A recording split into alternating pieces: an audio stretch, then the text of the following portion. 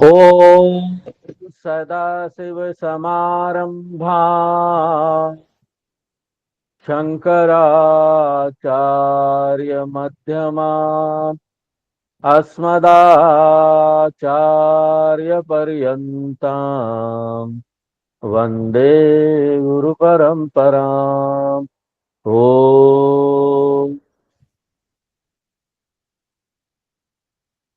शांति पाठ पढ़ेंगे। ॐ सहनाववतु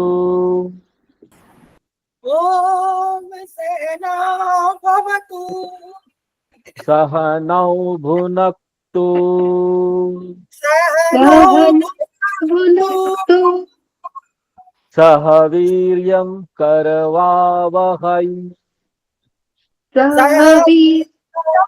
करवावहै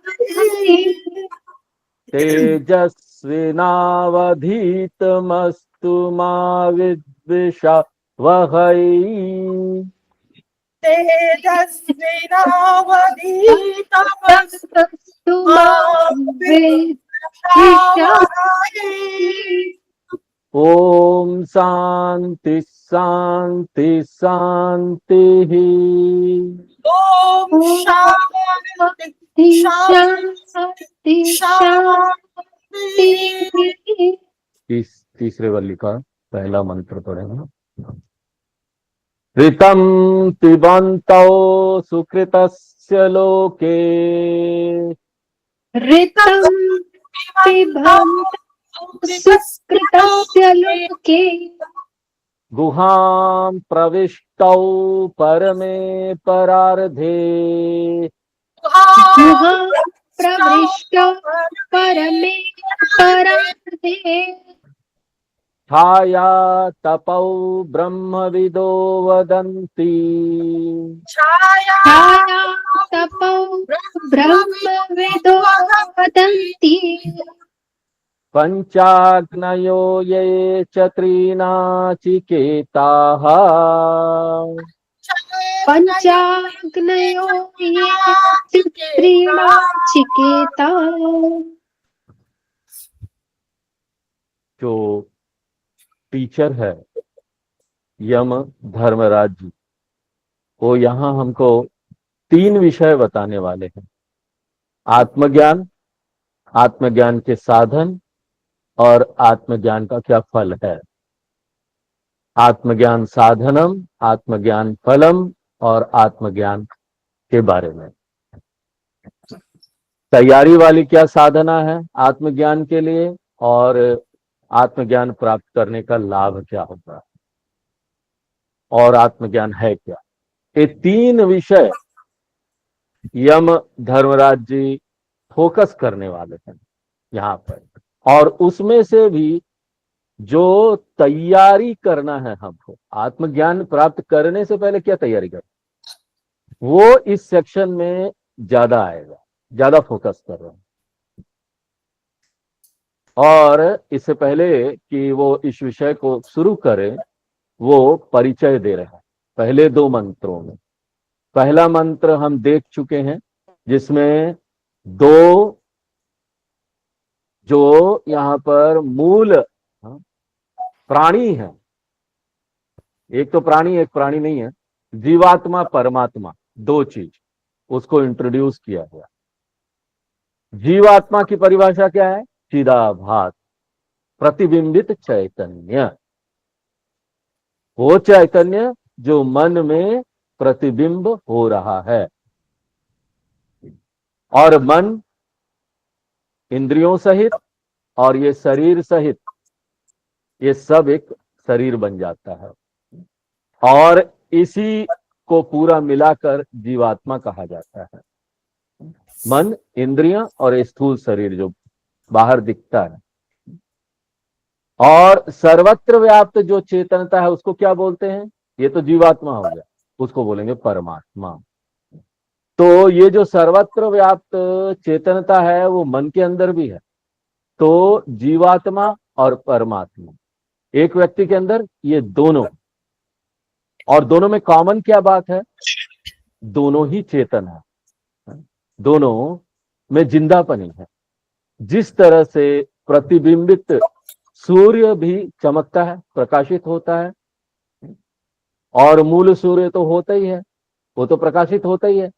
उसी प्रकार से मूल जो चित्त है और चिदाभास है, बिंब चैतन्य है और प्रतिबिंब चैतन्य है, दोनों ही चैतन्य, जड़ नहीं।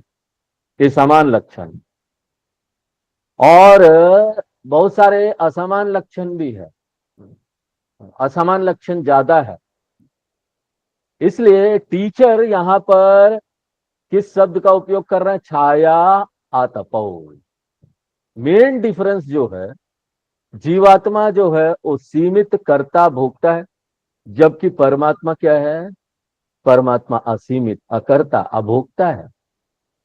और क्योंकि जीवात्मा सीमित कर्ता भोक्ता है, वो यात्रा भी करता है, एक शरीर से दूसरी शरीर में जाता है, ये जीवात्मा ही जाता है। तो उसका लक्ष्य है जीवन में, आगे जाएगा, कुछ कर्म किए हैं, उसको भोगना है, और उस लक्ष्य की प्राप्ति के लिए वो करता है। अगर स्वर्ग जाना है, दूसरा अच्छा जन्म लेना है, या मुक्ति प्राप्त करना है, वो कर सकता है। ये पॉसिबल है जीवात्मा के लिए कि उसको कौन सा लक्ष्य चाहिए, क्या वो करना चाहता है जीवन। और यम धर्मराज जी बोलते हैं कि ये जो जीवात्मा और परमात्मा है, उसके बारे में कर्मकांड में भी बात किया गया है। वेदों का जो पहला भाग है वो कर्मकांड वाला भाग है, उसको बोलते हैं वेद पूर्व, और वेद अंत वाला जो भाग है उसको बोलते हैं ज्ञान कांड। सिर्फ अंतर इतना है कि कर्म कांड में किस पर ज्यादा फोकस किया गया है? जीवात्मा पक्ष पर। क्योंकि कर्म कांड में बहुत क्या चीज है, ज्यादा क्या चीज है? कर्म कांड में बहुत कर्म है, जबकि ज्ञान कांड में फोकस किस में है? परमात्मा के ऊपर है। कर्मकांडी और ज्ञानकांडी दोनों ही जीवात्मा परमात्मा की बात करते हैं। तो पिछले क्लास में हमने यहां पर तक देखा था। अब आगे हम दूसरा मंत्र यहां पर पढ़ते हैं। यत्तेतुरी जानाना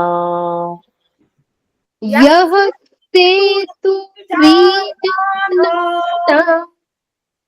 अक्षरम ब्रह्म यत्परम अक्षरं अक्षरं ब्रह्म परम् अभयम तितीर्षतां पारम अभयं अभयं नितीक्षतां पारम् नाचिकेत गुंसके मही। नाचिकेत गुंशके मही। इससे पहले वाले मंत्र में जिस जीवात्मा के बारे में बताया गया, वो जीवात्मा क्या है? कर्ता और भोक्ता है। और वो इसको कब अभिव्यक्त कर सकता है? मनुष्य जन्म में।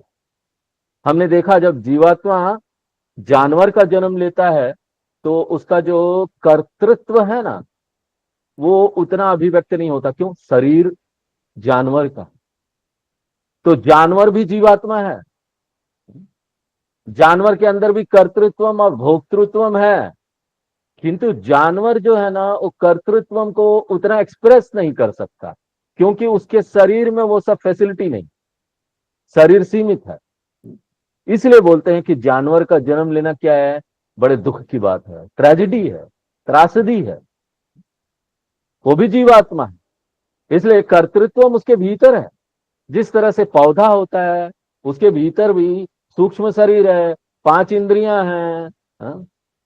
5 कर्मेंद्रियां हैं, 5 ज्ञानेंद्रियां हैं, वो सब चीज है उसके अंदर। प्लांट के शरीर में भी, पौधे के शरीर में भी, पौधों का भी सूक्ष्म शरीर है। सूक्ष्म शरीर आगे जाता है, बाहर का शरीर अलग अलग मिलता है, लेकिन सूक्ष्म शरीर अंदर भीतर है।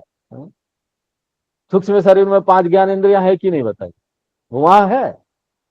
लेकिन ये जो पौधे का, पेड़ पौधे का जो शरीर है ना, उसमें ये फैसिलिटी नहीं होती, इस तरह का वो उसमें ना ये कैपेसिटी नहीं होती कि ना वो अभिव्यक्त कर सके इन सभी इंद्रियों को। ज्ञानेंद्रियों को। इसलिए सिर्फ एक इंद्रियां उनका काम करती है पेड़ पौधों का, और वो क्या है? टच वाली, त्वग इंद्रिया, सेंस ऑफ टच।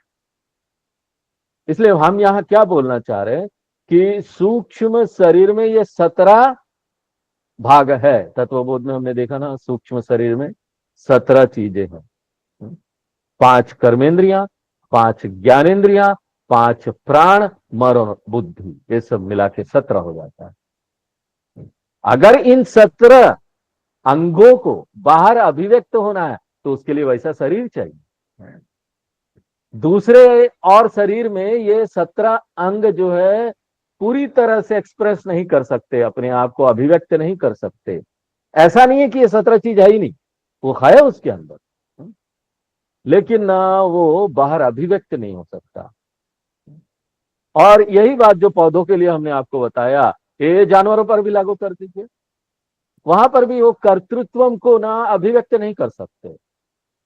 जानवरों में कर्म करने की स्वतंत्रता नहीं होती, वो विचार नहीं कर सकते, सोच नहीं कर सकते कि ये करना चाहिए कि वो करना चाहिए। जानवर जो है, जानवर की हक के लिए लड़ाई नहीं लड़ सकते। आपको पता है जानवर की हक के लिए लड़ाई कौन लड़ता है? कौन? मनुष्य लड़ता है।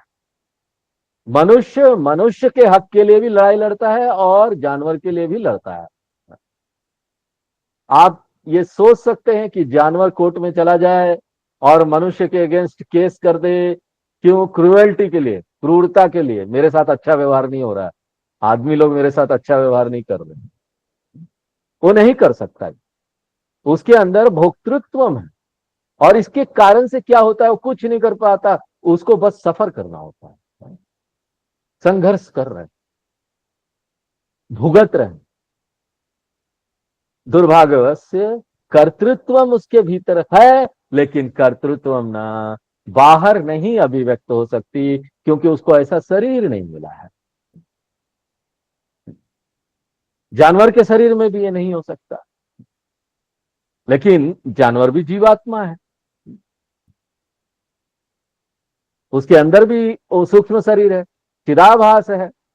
एक मुर्गे के शरीर के पीछे भी है, लेकिन मुर्गे को ना वेट करना पड़ेगा, कोई अच्छा पुण्य आए, अच्छा प्रारब्ध तो नहीं हो सकता, कि प्रारब्ध तो मिल गया ना, ये शरीर मिल गया, प्रारब्ध से मिला, प्रारब्ध से मिला, प्रारब्ध भोगना ही भोगना है। अगर मुर्गे का शरीर मिल गया तो मुर्गे को वो भोगना पड़ेगा।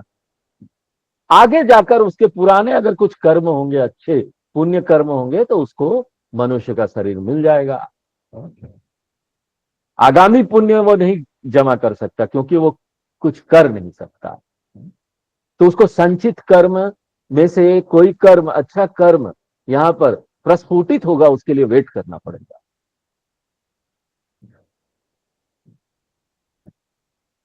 तो देखिए कितने लकी हैं हम लोग, कितने भाग्यशाली है कि हमको ना ये मनुष्य का शरीर मिला। इसलिए ये जो मनुष्य जीवात्मा है ना, उसमें कर्तृत्व भोक्तृत्व दोनों है। इसलिए केवल मनुष्य ही कठोपनिषद के क्लास में आ सकता है। आपने कहीं देखा कि कोई जानवर कठोपनिषद के क्लास में आ रहा है? नहीं आ सकता, वो चुन नहीं सकता। इसलिए जीवात्मा का ही पुरुषार्थ है, जब जीवात्मा मनुष्य के शरीर में है। इसलिए ऐसे ही शरीर में जीवात्मा पुरुषार्थ कर सकता है। पुरुषार्थ यानी गोल, लक्ष्य, उसका क्या डेस्टिनेशन है, किस गंतव्य पे पहुंचना है, उसका उद्देश्य क्या है जीवन का। मनुष्य शरीर में ही जीवात्मा ये सारे लक्ष्य को प्राप्त कर सकता है। और शास्त्रों के अनुसार पुरुषार्थ कितने हैं? धर्म, अर्थ, काम, मोक्ष। लेकिन कठोपनिषद में इन 4 पुरुषार्थ को कैसे बताया गया था? 2 में। किस सेक्शन में बताया गया था? इससे पहले वाले वल्ली में बताया गया था, याद है आपको? श्रेयश्च प्रेयश्च मनुष्य मेतः तौ संपरित्यः विनत्ति धीरः श्रेयो हि धीरो भी प्रेयशो वृणीते प्रेयो मंदो योग क्षेमादि वृणीते। आपको ना क्लास के बाद थोड़ा होमवर्क करना पड़ेगा। और अपने आप को याद दिलाना पड़ेगा। तो श्रेयस का क्या अर्थ हुआ? आध्यात्मिक लक्ष्य। प्रेयस का क्या लक्ष्य हुआ? भौतिक, मटेरियलिस्टिक गोल। तो मनुष्य जीवात्मा जो है ना, उसके ये लक्ष्य है, ये दो लक्ष्य हैं, श्रेय या प्रेय। वो इसमें फिक्स कर सकता है मेरा क्या लक्ष्य है, उसमें वो प्लानिंग कर सकता है, योजना बना सकता है। और अगर ये दो लक्ष्य है ना, तो दो मार्ग भी हो। अगर साध्यम अलग अलग है तो साधना भी तो अलग अलग होगा। अलग गंतव्य है तो दो अलग मार्ग भी है। तो हमने इससे पहले वाले वल्ली में देखा कि अगर लक्ष्य आध्यात्मिक है तो मार्ग क्या है? ज्ञान मार्ग है। अगर गोल भौतिक है, हमारा लक्ष्य भौतिक है, तो मार्ग क्या है? कर्म मार्ग। तो अब जीवात्मा जो है ना, उसको चुनना है। मतदान, इलेक्शन टाइम आ गया। क्या है मेरे जीवन का लक्ष्य? मेरे जीवन में प्राथमिकता क्या है? प्रायोरिटीज क्या है? क्या प्रायोरिटी सेट किया है मैंने अपने जीवन में? छोटे छोटे दूसरे लक्ष्य आपके जीवन में बहुत हो सकते हैं। यहां हम लोग उपनिषद में उसके बारे में डिस्कस करने नहीं आए। Vedant is not interested in discussing all other goals. हो सकता है आपके घर में पानी नहीं आ रहा है, तो आज का पूरा दिन आपको उसी में, नल तो नहीं खराब हो गया, नगर निगम का पाइप तो नहीं फट गया, नगर निगम वाले को बुलाना पड़ेगा, किसी तरह आप उसको फिक्स करना चाहते हैं। आज शाम को कई गेस्ट आ रहे हैं, ये सारे लक्ष्य हैं, उनके लिए क्या क्या करना है, तो हम लोग उस पर कोई प्रश्न चिन्ह नहीं लगा रहे हैं। लेकिन पूरा जीवन से आप क्या लेना चाहते हैं, क्या उपलब्धि, अपने पूरे जीवन को निचोड़ के उसमें से क्या मूल चीज लेना चाहते हैं? What is your goal? और वो लक्ष्य आध्यात्मिक लक्ष्य के अलावा और कुछ नहीं हो सकता, जो कि ज्ञान मार्ग से हमको प्राप्त होगा, या फिर मटेरियल गोल, भौतिक लक्ष्य, जो कर्म मार्ग से प्राप्त होगा। यही बात इस मंत्र में बताई जा रही है। सके मही, हम जो जीवात्मा लोग हैं, यहां पर जीवात्मा जोड़ना पड़ेगा। तो जीवात्मा जो है वो दो लक्ष्यों में से एक को चुन सकता है, और वो क्या है? नंबर एक, भौतिक लक्ष्य, वो भी हमको जोड़ना पड़ेगा। और ये जो भौतिक लक्ष्य है, उसके लिए मार्ग क्या है, साधन क्या है? नाचिकेत गुम सके मही। भौतिक लक्ष्य प्राप्त करने के लिए नाचिकेत कर्मकांड करना पड़ेगा। रिचुअल है, वेदों के पहले भाग में ये दिया गया है, और आपको याद आ जाना चाहिए क्योंकि कठोपनिषद में ही इसको हमने पढ़ा है। नाचिकेता कर्मकांड। और नाचिकेता कर्मकांड जो है वो सिर्फ प्रतीकात्मक है, सिंबॉलिक है, प्रतीक है, सभी कर्मों का प्रतिनिधित्व कर रहा है। नाचिकेता कर्मकांड जब हम बोलते हैं, इसका मतलब सभी कर्म, जो भी कर्मकांड वेद में दिया गया है, लौकिक भी। इसलिए सके मही, हम यहां पर ये भौतिक लक्ष्य प्राप्त कर सकते हैं नाचिकेता कर्मकांड करके।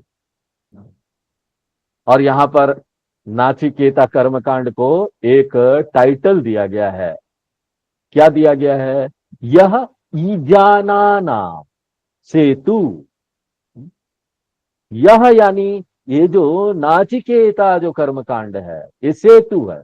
सेतु यानी मार्ग है, ब्रिज है जाने के लिए। इसको लेकर, इसके माध्यम से ही आप वहां पहुंच सकते हैं। और किसके लिए है ये? ईजाना नाम, यानी कि जो कर्मकांडी लोग, ईजाना यानी यजमाना, यजमाना यानी कर्मकांडी लोग जो कर्मकांड करते रहते हैं, कर्म का अनुष्ठान करते रहते हैं। तो ये कर्मकांडी लोगों के लिए नाचिकेता जो कर्मकांड है वो मार्ग है। और ये कर्म मार्ग से वो क्या प्राप्त कर सकते हैं? भौतिक लक्ष्य प्राप्त कर सकते हैं। और भौतिक लक्ष्य कैसे प्राप्त कर सकते हैं, क्या चीजें उसमें होती है? तीन बेसिक चीजें होती है। एक तो है कि हमको अच्छा उपकरण मिल मिल जाए। उपकरण यानी ये अच्छा शरीर मिल जाए ना, इसी से तो हमको भोगना है। ये एक तरह से एक भौतिक लक्ष्य है। भगवान मेरा शरीर ठीक रखना, कान ठीक रखना, आंखें ठीक रखना। और दूसरा है कि हमको विषय अच्छा मिले, जिससे ये शरीर संपर्क में आएगा और भोग करेगा। यानी कि शब्द, स्पर्श, रूप, रस, गंध, ये सारे विषय हैं। देखिए, हमको जीवन में जो भी वस्तुएं मिलती है ना, जितने भी एंटरटेनमेंट गैजेट यहाँ पर है, मनोरंजन की चीजें हैं, जिसको प्राप्त करने के लिए हम दिन रात लगे हुए हैं, वो सारे ये इंद्रियों के विषय में ही आ जाते हैं। और तीसरा लक्ष्य क्या है? देखिए, आपके पास हेल्दी बॉडी हो गया, हाँ? आपके पास सेंस ऑब्जेक्ट्स हो गए, हाँ? यानी कि शरीर अच्छा हो गया, और वस्तु भी है, गाड़ियां हैं, घर है, टीवी है, फ्रिज है, सब चीजें हैं, हाँ? घर में लैपटॉप है, सब कुछ है आनंद लेने के लिए, पैसे हैं घूमने के लिए, हाँ? लेकिन आपके इस देश में अगर हमेशा बॉम्ब एक्सप्लोजन हो रहा है, हाँ? कहीं ना कोई आतंकवादी आकर, एनवायरमेंट ही अच्छा नहीं है, हाँ? आपका घर अच्छा है, आपको अच्छी वस्तुएं मिली हुई है, आपका शरीर अच्छा है, लेकिन बाहर निकलो तो कहां आतंकवादी आके आपको मार देंगे पता ही नहीं। तो आप क्या अपने जीवन का मजा ले सकते हैं? नहीं ले सकते। हमेशा डर लगा होगा कि घर में से कहां बाहर निकले। अब कश्मीर में जाइए, हमेशा डर लगा रहता है। तो ये जो वातावरण है ना, वो भी शांति और सामंजस्य का होना चाहिए। इसको उपाधि बोलते हैं, लोक विषय। ये तीन मूल भौतिक लक्ष्य है सभी मनुष्यों का। देखो, सभी मनुष्य लोग इन्हीं तीन चीज के लिए काम कर रहे हैं, मेहनत कर रहे हैं। अच्छा स्वास्थ्य, अच्छी वस्तुएं, अच्छा वातावरण। और हमारी जितनी भी कामनाएं हैं ना, यही तीन चीज लेके आई।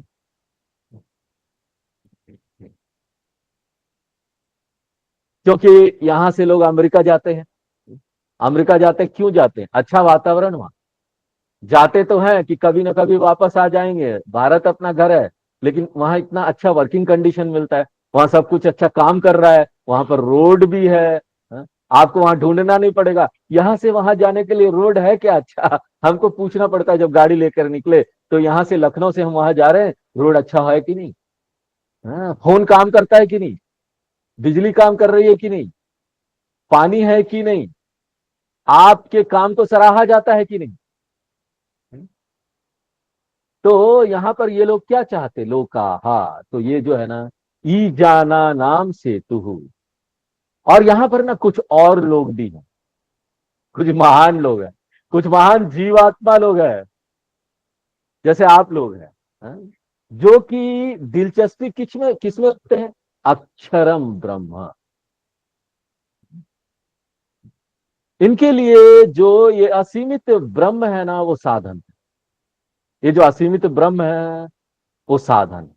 और यहां ब्रह्म को हम क्या लेंगे, कैसे समझेंगे? ब्रह्म ज्ञानम। तो इन लोगों के लिए अक्षर ब्रह्म ज्ञान साधन। क्या लक्ष्य प्राप्त करना चाहते हैं ये लोग? अपने शरीर को इंप्रूव नहीं करना चाहते हैं, हमारा शरीर बड़ा अच्छा हो जाए, हाँ? चेहरा चमकने लगे, वो इंटरेस्टेड नहीं है।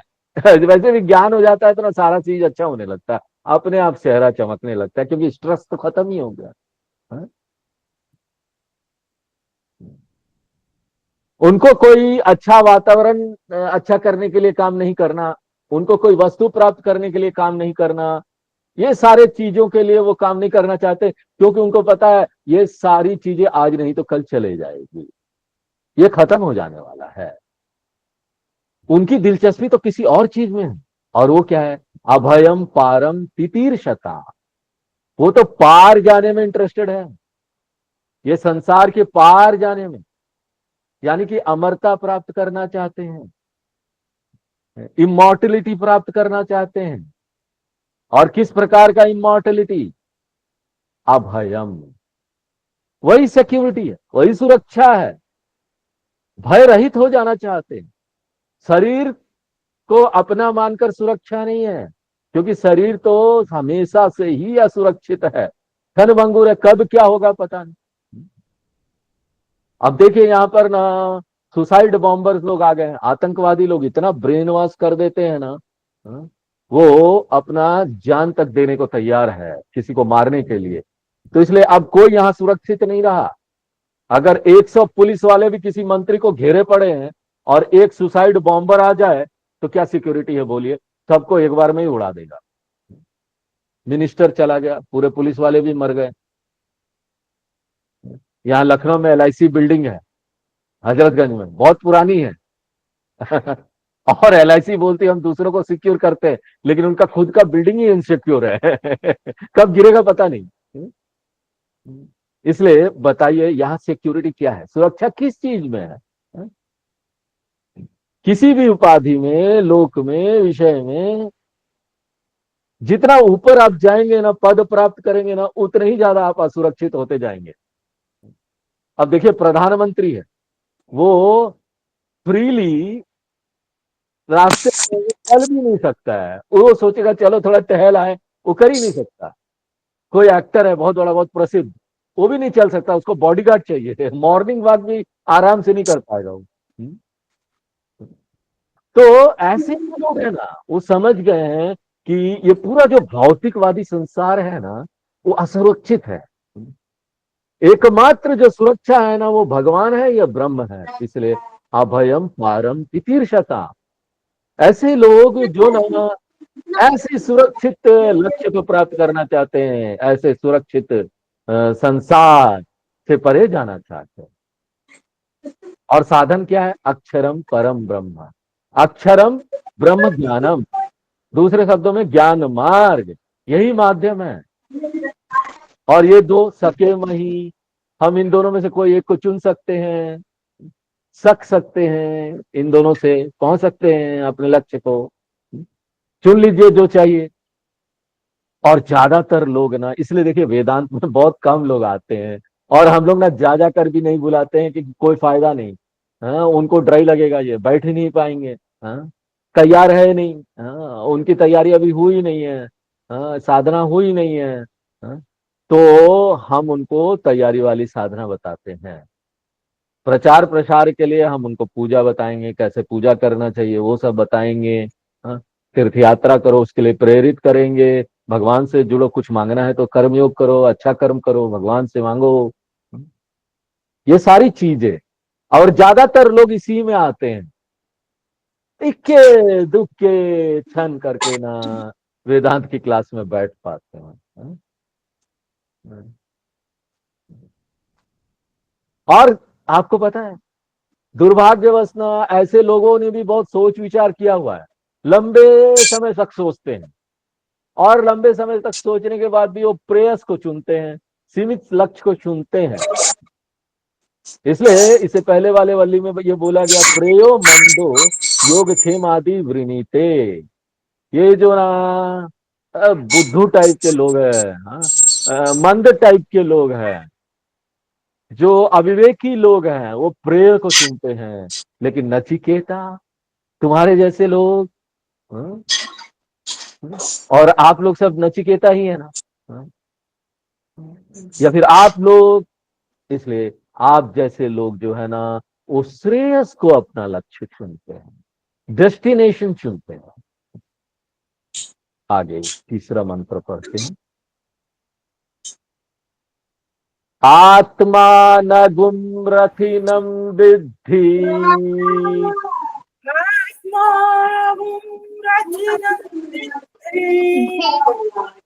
शरीरगुं रथमेव तु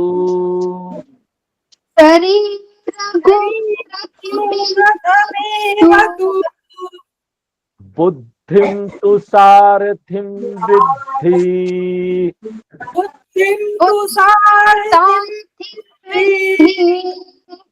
मन प्रग्रहमेव च।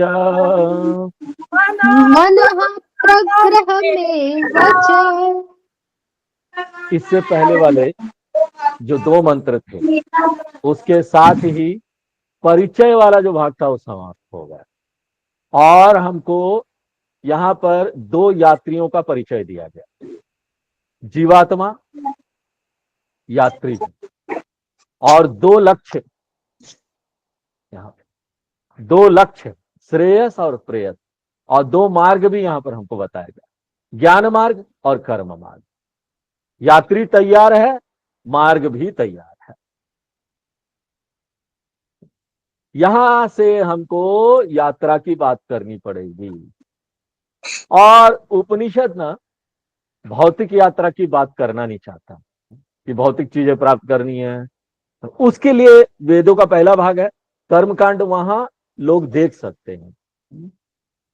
और क्योंकि अब हम लोग वेदों के दूसरे भाग में आ गए हैं, उपनिषद वाला भाग में आ गए हैं, तो उपनिषद ये बात को मान के चलता है कि ना हम लोग आध्यात्मिक लक्ष्य को प्राप्त करने में इंटरेस्टेड है।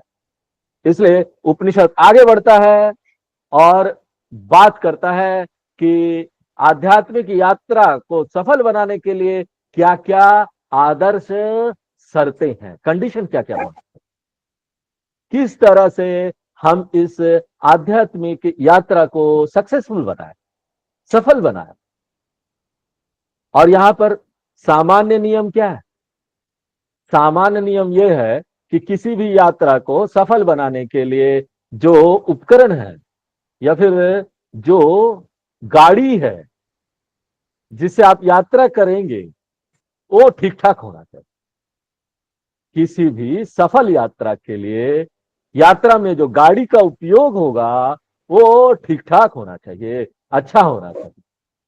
अगर आप अपने कार को लॉन्ग ड्राइव पर ले जाना चाहते हैं, 6-8 घंटे का यात्रा है, तो आपको पता है ना उससे पहले आपके कार में आपको क्या क्या चीजें चेक करनी होगी, उसका लिस्ट है। टायर आगे सब चेक करना होगा, टायर में पूरी तरह से हवा है कि नहीं, पेट्रोल है कि नहीं, सही तरीके से सारे जो उसके पार्ट्स है वो काम कर रहे हैं कि नहीं, रोड पे ठीक ठाक ये चल पाएगी कि नहीं। ये कार है, शिप भी हो सकता है, पानी का जहाज, या फिर एरोप्लेन भी हो सकता है। एरोप्लेन में तो उनको लिस्ट दी जाती है हर एक समय। जब एक बार प्लेन उड़ती है तो उनका लिस्ट होता है, वो सब कुछ को चेक करते हैं और राइट करते हैं, ये चेक हो गया, ये चेक हो गया, उसके बाद वो यात्रा शुरू करते हैं। नहीं तो ऊपर उड़ रहे होंगे और बीच यात्रा में अगर चेक करेंगे कि ईंधन है कि नहीं एरोप्लेन में, तो सोचिए क्या होगा। सोचिए आप समुद्र के अटलांटिक के ऊपर से उड़ रहे हैं बीच समुद्र में है, उस समय चेक करेंगे तो क्या होगा, ये आप नहीं सोच सकते ऐसा जोखिम आप नहीं उठा सकते। अब सोचिए लौकिक यात्रा के लिए ये सत्य है, तो यहां तो हम इतनी बड़ी यात्रा करने वाले हैं, मोक्ष की यात्रा करने वाले। इसलिए इससे पहले कि आप यात्रा शुरू करें आपको चेक करना पड़ेगा अच्छे कंडीशन में है कि नहीं ये गाड़ी। अब यहां पर प्रश्न ये उठता है कि ना जीवन की यात्रा करने के लिए हमारे पास गाड़ी क्या है।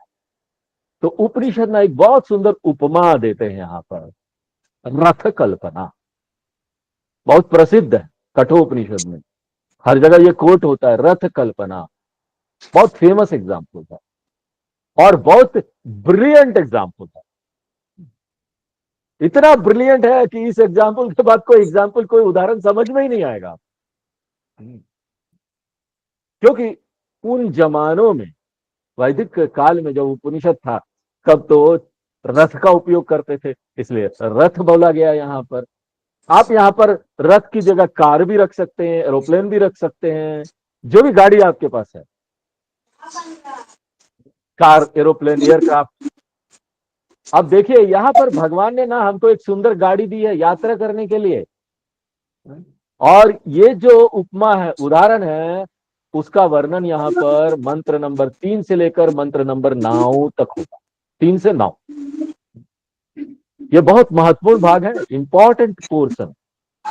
तो ना हम आपको थोड़ा सा डिस्टर्ब हो संक्षेप रहा में है, पहले, जिनका म्यूट नहीं है उनका म्यूट कीजिए। हरिओम, बहुत डिस्टर्ब हो रहा है। म्यूट कर लीजिए सब लोग। हाँ ठीक। हम कर दें।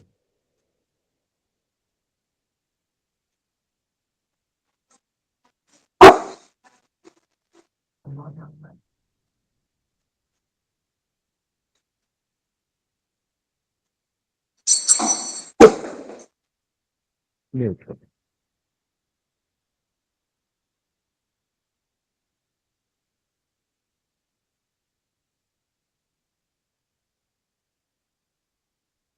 हाँ, तो ये जो रथ कल्पना वाला उदाहरण है ना, वो मंत्र नंबर 3 से लेकर मंत्र नंबर 9, जो कि बहुत महत्वपूर्ण भाग है, उसमें डिस्कस होने वाला है। हम थोड़ा सा आपको बता देते हैं पहले, हाँ, ये उपमा क्या है, ये उदाहरण क्या है, ताकि ना फिर आगे आसान हो जाएगा मंत्रों को समझने में। तो यहां पर रथ है, और रथ में यात्रा करने के लिए क्या क्या चीजें होनी चाहिए। नंबर 1 तो पहले रथ ही होना चाहिए। नंबर 2 घोड़े होने चाहिए जो रथ को खींचे, अश्व। तो पहला जो है वो रथ है, नंबर 2 जो है अश्व है, और नंबर 3 क्या है, लगाम। इंद्रियों को कंट्रोल करने के लिए लगाम होता है। यहां पर रथ को कंट्रोल करने के लिए लगाम की बात हो रही है, और इसी लगाम से ये रथ को कंट्रोल किया जाता है, उसको दिशा दिया जाता है। और चौथा चीज क्या है, खुद रथ को चलाने वाला रथी, जो लगाम को पकड़कर घोड़ों को नियंत्रित करेगा। और पांचवा चीज क्या है, स्वामी जो पीछे बैठा हुआ है, रथ का स्वामी, जो रथ को चलाता नहीं। अगर आप कार का एग्जाम्पल ले रहे हैं ना, तो कार के पीछे सीट में कौन बैठता है, आगे ड्राइवर बैठता है, पीछे कार का मालिक बैठता है। तो ये पांचवी चीज। तो पांचों चीज क्या हो गई, रथ, घोड़े, लगाम, जो ड्राइवर है वो, और जो रथ का स्वामी है वो, जो कि यात्री है, यात्रा करने वाला रथ का स्वामी। क्योंकि रथ का स्वामी वही तो यात्रा करेगा। हाँ, गंतव्य जो है वो रथ का स्वामी के लिए है, ड्राइवर के लिए थोड़ी ना है। ड्राइवर तो जस्ट पीछे मुड़ के पहुंचेगा, स्वामी जी कहाँ चलना है तो वो जो रथ का स्वामी बताएगा यहाँ चलो। और छठा और अंतिम चीज क्या है, रोड। वो रोड जिसमें से ये घोड़े जाएंगे, ये रथ यात्रा करेगा, वो मार्ग। तो ये 6 चीजें हैं जो कि हमको यहाँ पर लौकिक यात्रा जो करनी है उसके लिए चाहिए। और उपनिषद बोलते हैं जीवन की जो यात्रा है ना, उसमें भी ये 6 चीजें हैं। और वो 6 चीजें क्या है, नंबर 1, रथ की जगह पर यहां पर हमारा शरीर है, जिसकी तुलना रथ से की गई है। क्योंकि ये यात्रा करता है ना, एक जगह से दूसरे जगह तक जाता है। और नंबर 2, घोड़े की जगह पर यहां क्या है, इंद्रियां हैं, ज्ञान, ज्ञान की इंद्रियां हैं, जो शरीर को एक जगह से दूसरी जगह तक ले जाती है। जिस तरह से घोड़े जो है वो रथ को खींच खाच के ले जाती है इधर उधर जहां ले जाना है, इंद्रियां भी हमारे शरीर को खींच के ले जाती है। अब बताइए, यहां पर हम सब लोग इस गूगल मीट पर क्यों हैं, क्योंकि हम सुनना चाहते हैं।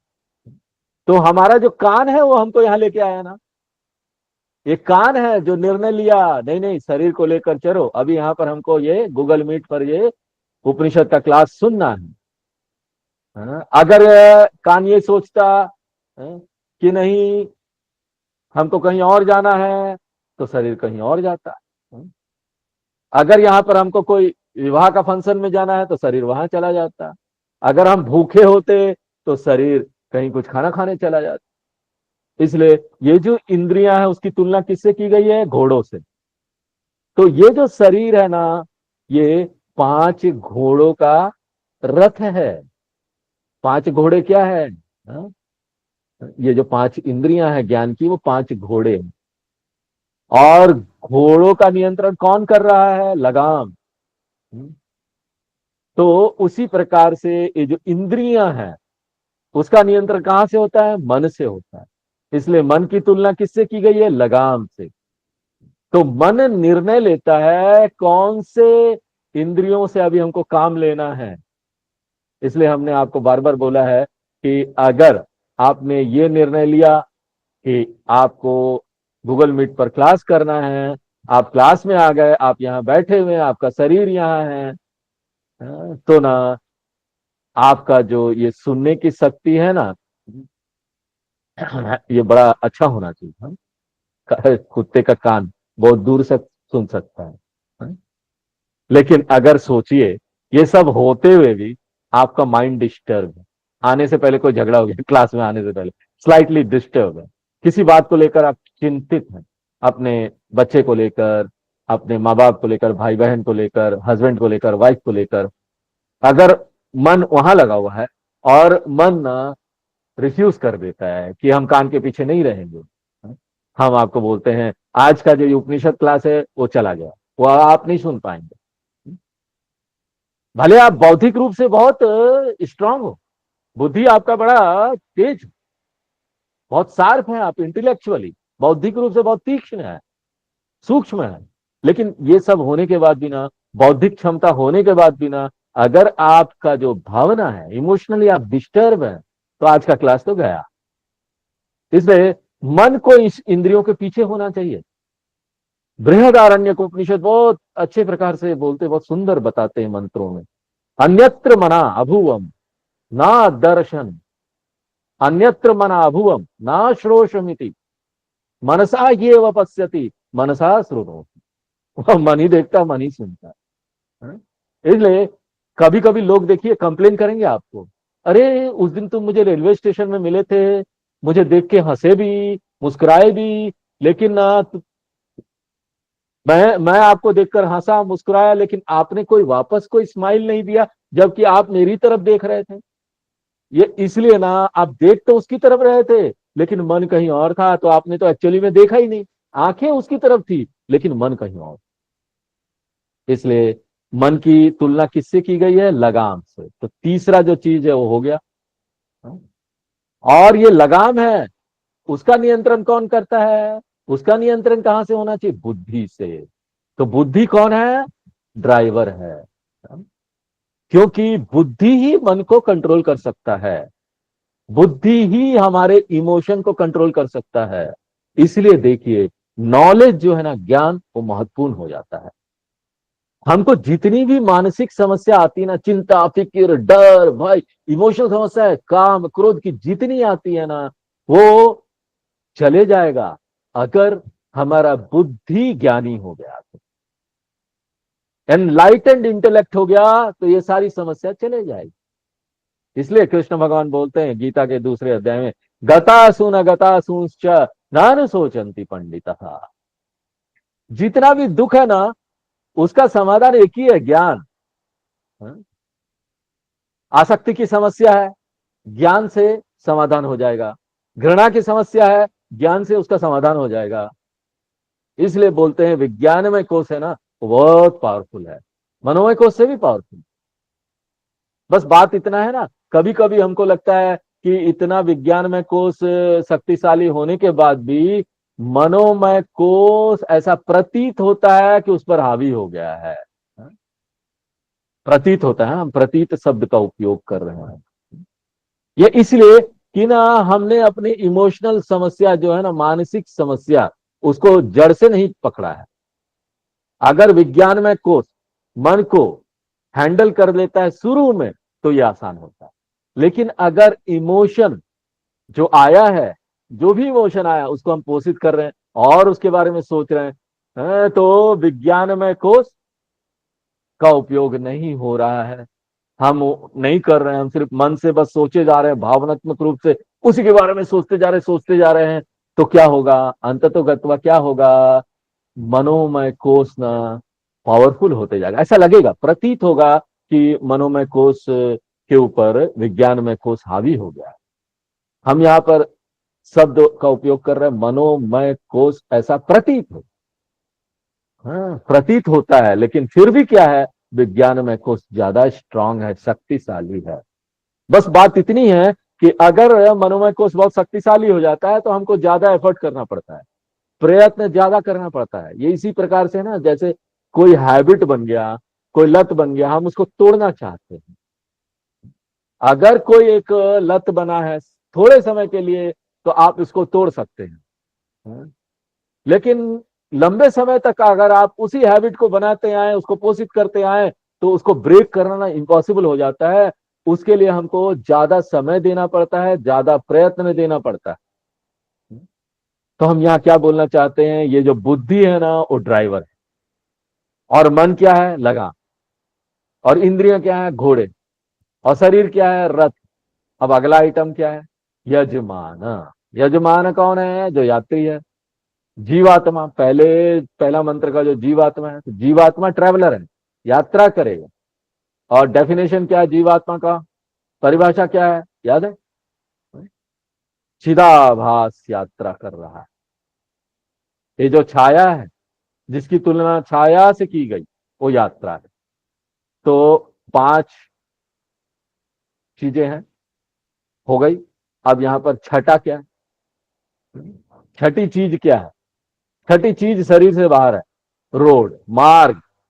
वो मार्ग जिससे ये यात्री यात्रा करेगा, ये जो गाड़ी है यात्रा करेगा। और उपनिषद बोलता है, क्योंकि 5 घोड़े हैं, तो यहाँ पर ना 5 लेन रोड है, हाँ? 5 इंद्रियां हैं, 5 विषय भी है। क्या है, शब्द, स्पर्श, रूप, रस, गंध। आंख जो है, आंखें जो, कान जो है, वो ध्वनि वाले रोड से यात्रा करेगी। यानी कि वो कान कहाँ जाएगा, जहां पर संगीत चल रहा है, प्रवचन चल रहा है, लेक्चर चल रहा है, आदि आदि। आंखें रूप रंग वाले रोड से यात्रा करेगा, जहां पर बहुत सारे पिक्चर्स, रूप रंग देखने को मिल रहे हैं। नाक जो है गंध वाले रोड से यात्रा करेगा, हाँ? तो ये गंध वाला एक रोड हो गया। तो ये पंच इंद्रियानी और पंच विषय। इंद्रियां जो है वो घोड़े हैं, विषय जो है मार्ग है। अब देखिए गाड़ी तैयार हो गई, तो इस गाड़ी से हमको यात्रा करनी।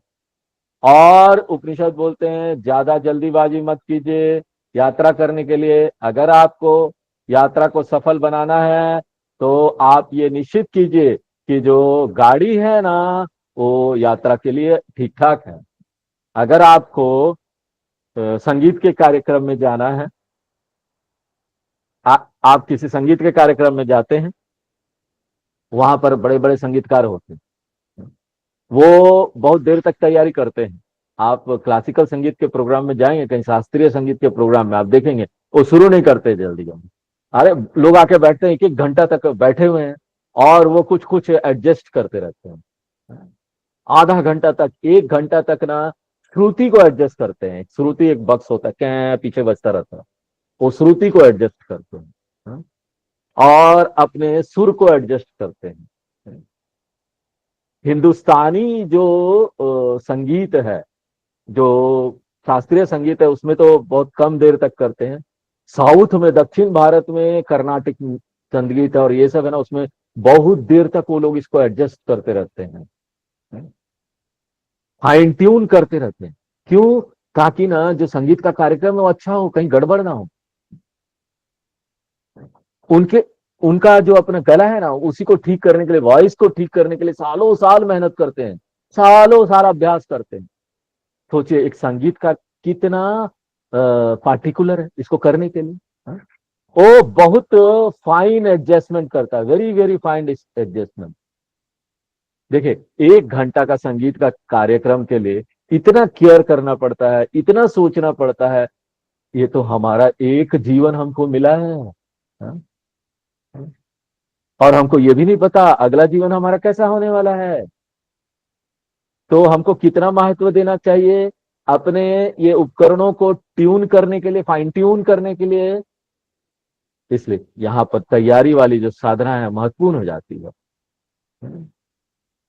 तैयारी वाली साधना नंबर 1 क्या है, कि ये जो पांचों जो चीज है वो स्वस्थ होनी चाहिए, ये रोड को छोड़ के।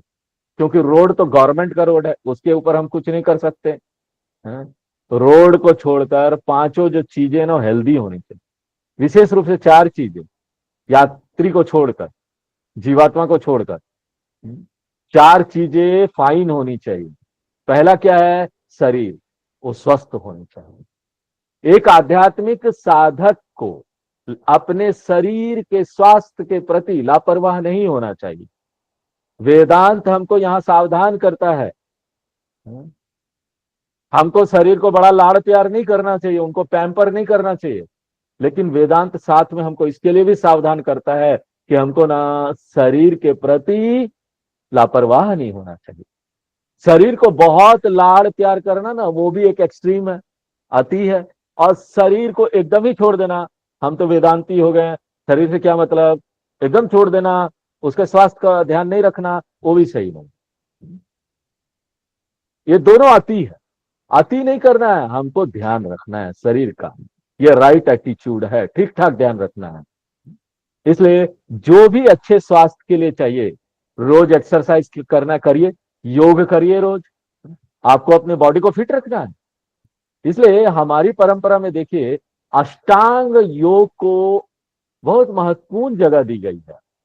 शंकराचार्य जी बार बार इसके बारे में लिखते हैं अपने भाष्य में। एक सन्यासी को भी इसका अभ्यास करना चाहिए, अष्टांग योग का, अपने बॉडी को फिट रखने के लिए। नहीं तो क्या है कि हम बार बार बीमार पड़ जाएंगे,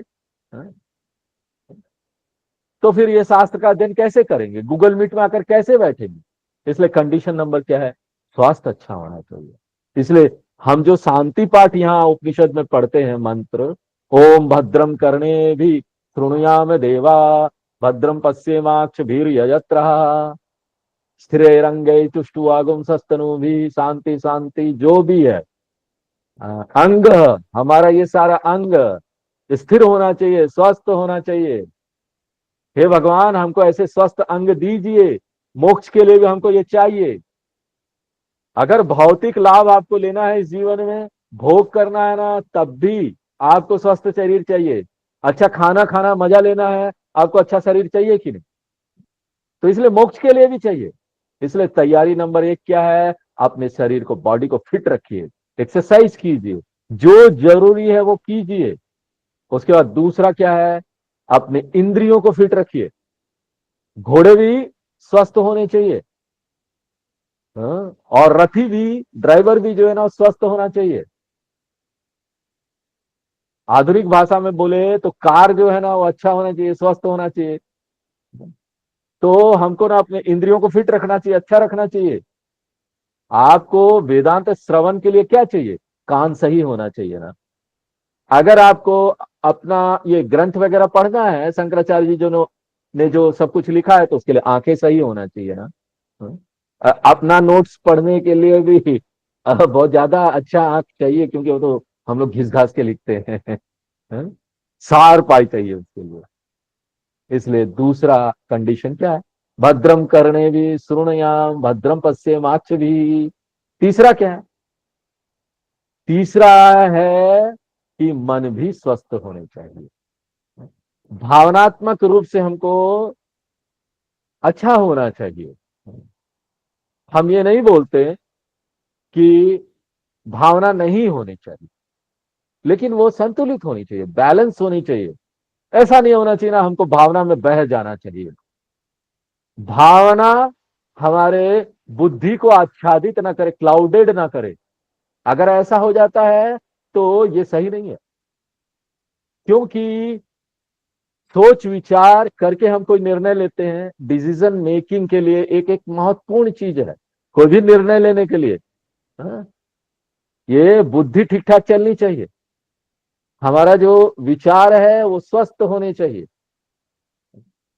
हम ये नहीं बोल सकते कि ना चलो जाने दो, हमारा भावना जैसा भी आ रहा है, और वो जो भावना है वो बढ़ता जाए, और भावना हमारे जो विवेक शक्ति उसको हर ले, यानी कि वो हमको मैनेज करने लगेगी।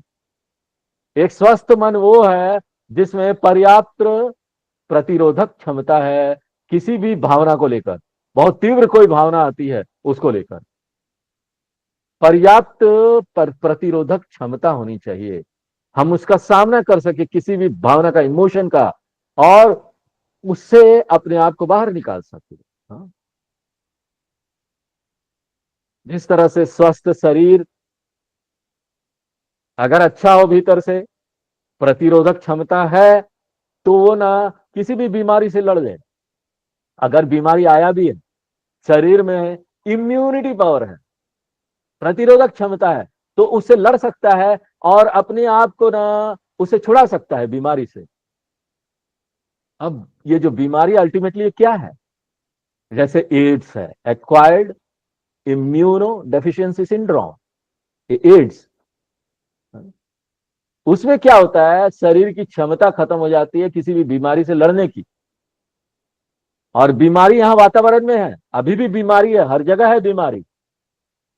आपको ऐसा लगता है क्या ये पूरा वातावरण शुद्ध है, कोई बीमारी नहीं है? अरे सारी बीमारियां अगल बगल है। तो एड्स का पेशेंट क्यों मर जाता है? वो एड्स से नहीं मरता, उसको एड्स होने की वजह से बहुत सारी बीमारियां अटैक कर जाती है और इसका कोई समाधान नहीं। इसी प्रकार से अगर मन में प्रतिरोधक क्षमता नहीं होगी तो हमको ना इमोशनल एड्स हो जाएगा, भावनात्मक एड्स। और एक इमोशनली अस्वस्थ व्यक्ति जो है, जिसके पास ये शक्ति नहीं है कि ना वो अपने तनाव से लड़ पाए, वो अपने दुख से लड़ पाए, वो चिंता से लड़ पाए। देखिए चिंता आएगी, क्योंकि अगर हम मनुष्य हैं तो चिंता है, चिंता रहेगी, लेकिन हम चिंताओं से लड़ सके, अपने आप को से छुड़ा सके और आगे अपना जीवन चला सके, जो करना वो कर पाए। हमको ना हर समय मूडी नहीं रहना चाहिए, अपने मन से हर समय काम कर रहे हैं। मूढ़ा, जो मूडी लोग हैं ना, हम बोलते हैं मूड नहीं है, हर समय जो मूड से काम करते हैं ना, दयानंद स्वामी जी ऐसे लोगों को बोलते हैं ये मूढ़ा लोग है, बेवकूफ लोग हैं।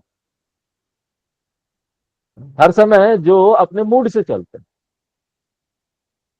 मूड सबका होता है, इसमें कोई गलत चीज नहीं है, लेकिन मूड को हम मैनेज कर पाए, उसको रिकवर वहां से कर पाए, अपने आप को छुड़ा सके इससे और आगे बढ़ सके अपने जीवन में। ये हमारे पास क्षमता है।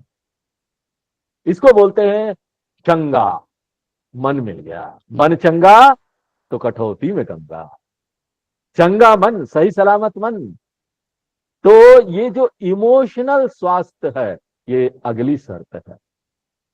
और उसके बाद आता है इंपॉर्टेंट एक कंडीशन, महत्वपूर्ण कंडीशन, बुद्धि का स्वास्थ्य। बौद्धिक रूप से हमको ना चंगा होना चाहिए, मन तो चंगा ही है, बुद्धि भी चंगा होना चाहिए और तीक्ष्ण होना चाहिए ना, शार्प होना चाहिए। और बुद्धि देखिए एक ही भाषा जानता है, और वह तर्क की भाषा है, रीजनिंग, सोच विचार करने की, विवेक करने की। तो बुद्धि जो है एक ही भाषा जानता है, सोच विचार विवेक तर्क की। इसलिए ये जो सोच विचार विवेक तर्क करने की जो क्षमता है ना, वो हमारे में शक्तिशाली होनी चाहिए, क्योंकि हमको ज्ञान प्राप्त करना है। और ज्ञान बुद्धि में ही जाता है ना। यहां पर क्या है, ज्ञान को हम बुद्धि में डाल सकते हैं, और वो किसमें डाल सकते हैं? तेल, केरोसिन तेल वगैरह डालने के लिए गाड़ी में वो चोंगा होता है ना, चोंगा ऐसा गोल सा होता है प्लास्टिक का, है?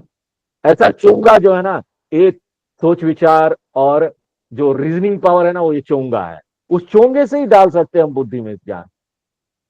और ये जो है ना, ये बुद्धि में ना, बुद्धि का जो गला है ना, वो बड़ा संकरा है, पतला गला है, और इसमें एक ही चोंगा काम कर सकता है, और वो है ना लॉजिकल रीजनिंग, तर्क और विचार का।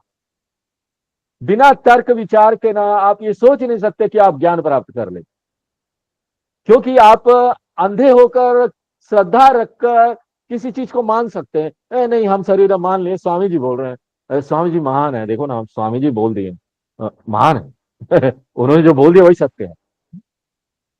हम अपने सोच विचार की शक्ति को दबा देते हैं, श्रद्धा होने के कारण उसको स्वीकार कर लेते हैं। स्वामी चिन्मयानंद जी बंबई में जब वो थे, मुंबई में जो वेदांत का इंस्टीट्यूट है, वहां अंग्रेजी में वेदांत पढ़ाते थे, 3 साल का वेदांत कोर्स। तो जब वहां पर पूरे इंडिया से चुन के लाते थे ब्रह्मचारी लोगों को, युवक लोगों को, और उनको 3 साल का वेदांत कोर्स कराते थे, तो पढ़ाते थे। पढ़ाते समय बोलते थे बीच बीच में कि देखो, मुझ पर विश्वास नहीं करना, मैं ये दाढ़ी वाला हूं ना, बहुत झूठ बोलता हूं। ये सब झूठ बोल रहा हूं तुम लोगों को लेक्चर का क्लास में, इसलिए अपना दिमाग लगाना, सोच विचार करना। हाँ?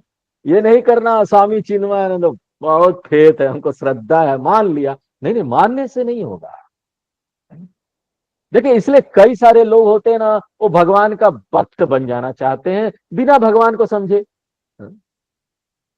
जब तक जीवन अच्छा चल रहा है ना, वो भक्त बने रहेंगे। लेकिन जहां जीवन सब गड़बड़ होने लगा ना, जीवन में बहुत उतार चढ़ाव होने लगा, बहुत गड़बड़ होने लगा, तो वो प्रश्न लगाने लगेंगे, प्रश्न चिन्ह लगाने लगेंगे भगवान के ऊपर ही। अरे क्या भगवान इतना करुणावान है, मुझे ही क्यों दुख दे रहा है, भगवान मेरी सहायता क्यों नहीं करते, इतना मैं पूजा करता हूं, अगर भगवान है तो कहाँ है। तो हमारा जो ये श्रद्धा है ना, वो डगमगा जाए।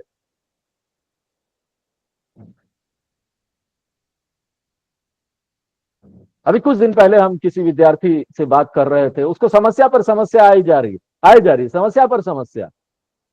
और वो बहुत भक्त है भगवान का। तो वो सोच रहा था, स्वामी जी मेरा ना पूजा में इंटरेस्ट खत्म हो रहा है, इसलिए ना आप अपने बुद्धि को दबा नहीं सकते। आपका जो ये श्रद्धा है ना, बहुत शक्तिशाली हो सकता है, श्रद्धा और भक्ति, लेकिन ऐन समय पर ये जो बुद्धि है ना, प्रश्न करना शुरू कर देगा। इसलिए बेस्ट वे क्या है, जो भी प्रश्न आ रहा है ना, अपने प्रश्न का उत्तर ढूंढिए। इसलिए हम बोलते हैं वेदांत में तो श्रद्धा वाला चीज नहीं है, यहां आपको ज्ञान प्राप्त करना है, समझना है, तर्क लगाना है। इसलिए बुद्धि को भरोसा दिलाना है, बुद्धि जानना चाहिए। इसका मतलब क्या है, बुद्धि को साउंड होना चाहिए, स्वस्थकर होना चाहिए। बुद्धि का स्वास्थ्य क्या है, हमारे अंदर तार्किक रूप से सोचने की क्षमता हो, विवेक करने की क्षमता हो। इसलिए पुराने समय में ये सारे शास्त्र पढ़ाए जाते थे, तर्क शास्त्र पढ़ाए जाते थे, व्याकरण पढ़ाया जाता था, हाँ? मीमांसा पढ़ाई जाती थी। ये सारे चीज जो है ना, तर्क जो हमको लॉजिकल थिंकिंग सिखाती थी, कैपेसिटी हमारा बढ़ाती थी, तर्कशास्त्र। देखिए हमारे पूर्वजों ने कितने साइंस का यहाँ पर उपयोग किया, उनको उनको बनाया, कितना दिमाग लगाया इसको बनाने के लिए, किसकी जरूरत है? और आज देखिए ज्यादातर लोगों के लिए इसका कोई वैल्यू नहीं। मीमांसा कैसे हम व्याख्या करें, एनालिसिस कैसे करें इस ज्ञान का। और व्याकरण, ज्ञान जिस माध्यम से दिया जा रहा भाषा है, वह व्याकरण जानना चाहिए। तो मीमांसा हो गया, तर्कशास्त्र हो गया, व्याकरण हो गया। जो हमको ज्ञान प्राप्त हो रहा है उसको हमको शब्द में परिवर्तित करना है, तो हमको भाषा आना चाहिए। टीचर और स्टूडेंट दोनों में स्किल होना चाहिए, convert the word into knowledge. क्योंकि यहां पर भाषा, ये जो शिक्षा है, ये शब्द ही है, शब्द के द्वारा ही मैं आपको ये चीजें दे रहा हूं। नहीं तो किसी प्रकार का कोई वायर होता, यहां से गूगल मीट से मैं कनेक्ट कर देता हाँ? और यहाँ पर वायर से बटन दबा देते, हो गया, एक ही दिन में सब खत्म सारा। जैसे वो फाइल ट्रांसफर करते हैं ना, ये क्या बोलते हैं, पेन ड्राइव से या वायर से, एक कंप्यूटर से दूसरे कंप्यूटर में वायर से खट से एक बटन दबाया, फाइल ट्रांसफर। तो एक ज्ञानी जो है ना, अपने विद्यार्थियों को सारा फाइल ट्रांसफर कर देता है, खत्म कहानी। ऐसा नहीं हो सकता, दुर्भाग्यवश ये संभव नहीं है। हमको अपना ज्ञान बनाना पड़ेगा, इस ज्ञान को अपनी बुद्धि लगानी पड़ेगी। हाँ?